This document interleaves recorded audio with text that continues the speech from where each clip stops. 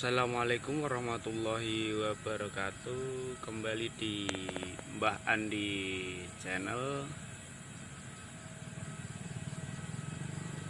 Setelah dari kemarin badan kurang fit, jadi tidak bisa upload video ya guys. Ya, mudah-mudahan setelah saya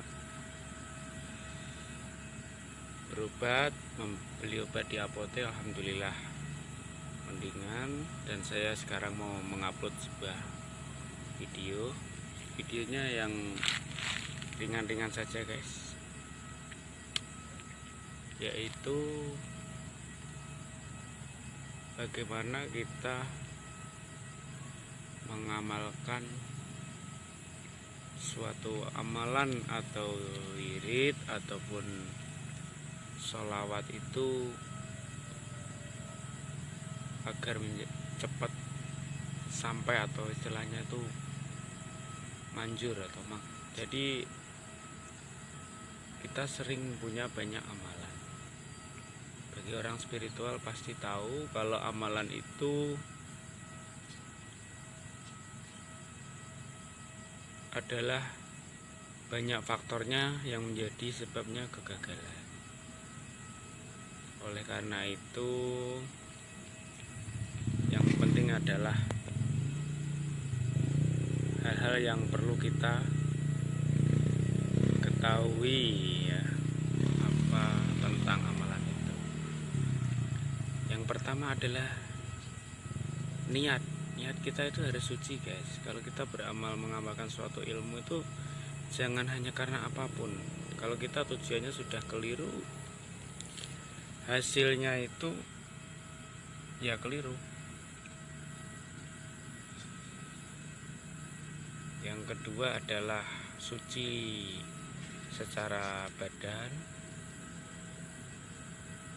dan kemudian suci secara pakaian, kita bersih.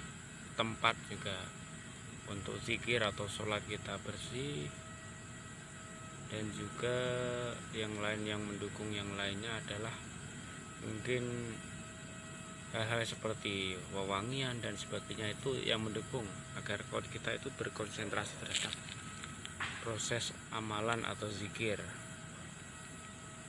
Jadi sebenarnya amalan itu adalah segala sesuatu yang kita lakukan secara rutin dan terserap ke dalam batin atau jiwa kita, hingga menjadi suatu energi yang kalau kita rasakan seperti sinar yang terang dalam batin itu, yang bisa membawa kita dalam kehidupan sehari itu menjadi bermanfaat. Itu adalah petunjuk dari Tuhan yang Maha Kuasa.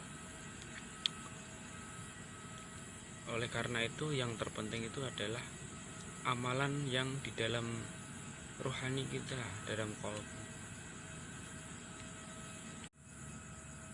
Syarat yang pertama adalah makanan.